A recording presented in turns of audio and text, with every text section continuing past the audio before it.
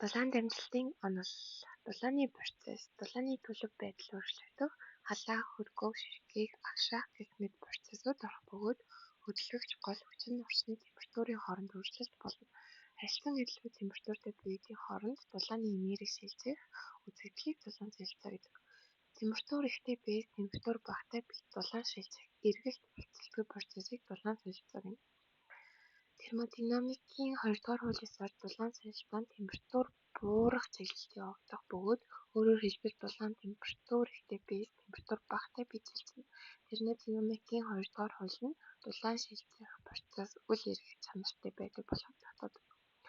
За термодинамикийн 2-р хуулийн гол ойлгох зүйл нь Клаузаус-Томсон бангар гэсэн эдгээр зүйл байдаг. Клаузаус нөхөлт хийхгүйгээр хүйтэн биеэс халуун биед дулаан шилжүүлж болохгүй. Томсон нь дурын шат дараалсан хэд хэдэн процессыг явуулсан нэгтгэж илрэх цорын ганц үр дүн нь дулааныг эзэлж шилжүүлэх явдал байж чадахгүй. Пангор машиныг ганцхан дулааны их үсрийн тусламжаар дулааны ажиллагаанд оруулж болохгүй. Термодинамикийн 2-р хууль нь байгаль дахь дулаан солилцоо болон энергийн хувирлын чиглэлийг тодорхойлдог суурь хууль. Энэ хуулиар дулаан гаднаас ажил хийгдэхгүй нөхцөл зөвхөн халуун биедээс хүйтэн биед рүү аяндаа дамждаг бөгөөд хүйтэн биеэс халуун биед рүү өөрөө шилжих боломжгүй баталдаг. Мөн нэг дулааны их үсрээс авсан энергийн бүрэн ажил болгон хувиргах зөвхөн хувиршигтай дулааны машин оршин тогтнох боломжгүй илэрхийлдэг.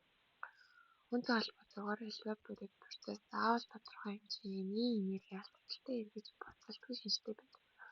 Тусгаарлагдсан системийн энтропи цаг хугацааны явцад буурахгүй хэвтэг эсвэл тогтмол хад байлгад нь байгалийн процессыг чиглэл нь нэг талтай байдгийг харуулдаг.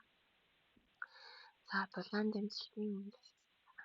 Харилцан адилгүй температуртай ажлын биеийн хооронд дулааны энерги шилжих үзэгдлийг дулаан солилцоо гэнэ. Дулаан солилцооны хөдөлгөөгч хүч түүнд оролцогч ажлын биеүүдийг температурын ялгуур гэдэг. Дулаан солилцооны үед ажлын биед өгч байгаа эсвэл түүнээс авч байгаа энергийн тохиолдлыг дулаан гэдэг. Ажлын биеийн молекулын болон чөлөөт электроны хооронд явагдах энерги солилцооны үр дүнд температур ихтэй биеийн жижиг хэсгүүдийн хөдөлгөөний хурцсаарч харин температур багатай биеийн нэмэгддэг. Дулаан солилцоонд оролцож байгаа ажлын биеийн дулаан зовгч гэх бага өндөр температуртай орчин халуун зовгч нямаг температуртай орчин хүйтэн зовгч гэдэг. Үсний үлдвэрт усны хансан уур халуун үс түлшний хий утаг халуун зөөгч амиак фреон холлоорт кальцийн давсны үсмэл агаарт азот зэргийг хүйтэн зовгч болгон ашигладаг.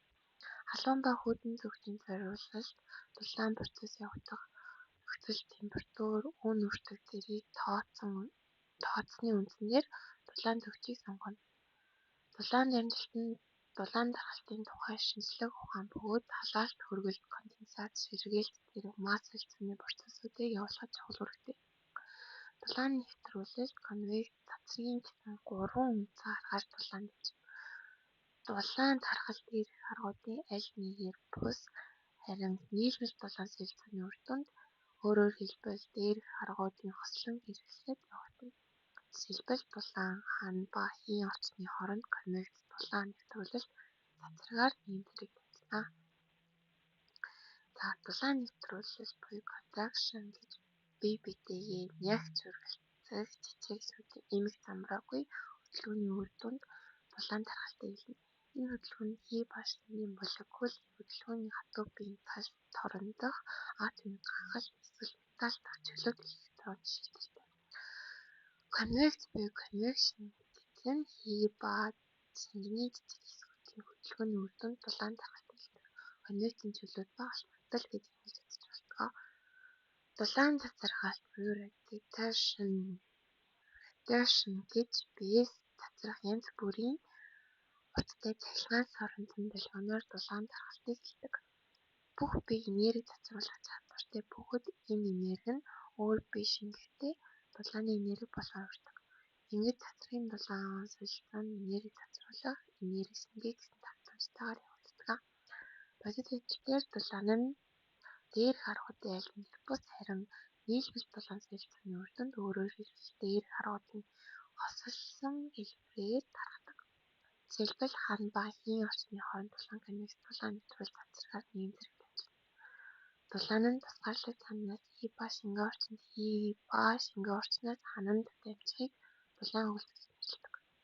Алах гадаргуу болох ханаар тусгаарлагдсан дулаан зөөгчүүдийн хооронд явагдах дулаан солилцоог дулаан нэвтрүүлэгтэй.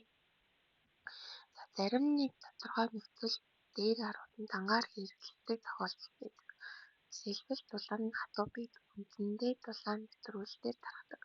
Орчнуудын хоорондын дулаан солилцоо нь тогтворсон ба тогтворсон бус гормоор явагддаг.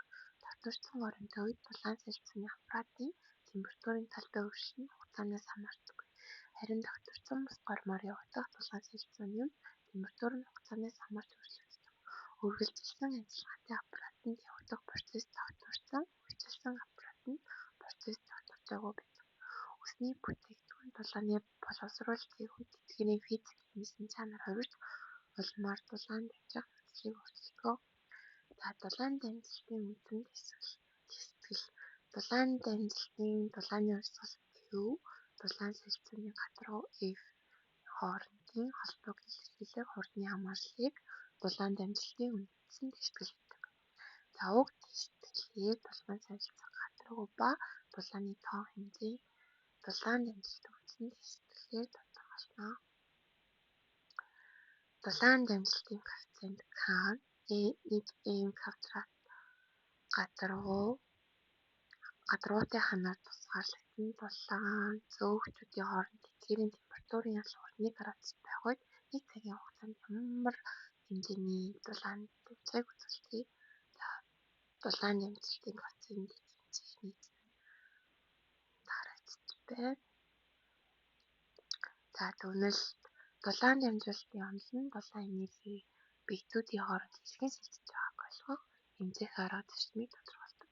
Энэ онолоор дамжуулан дулаан нэвтрүүлэлт буюу дулаан ямар хурцтай, ямар нөхцөлд нэг биетээс нөгөөгөө шилжиж байгааг тооцоолдог.